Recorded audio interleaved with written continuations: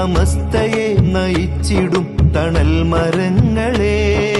മുത്തുനബി വഴിവരച്ച സത്യസ്നേഹവീതിയിൽ സമസ്തയെ നയിച്ചിടും തണൽ മരങ്ങളെ. സമസ്തയെ നയിച്ചിടും തണൽ മരങ്ങളെ. 100 വർഷവും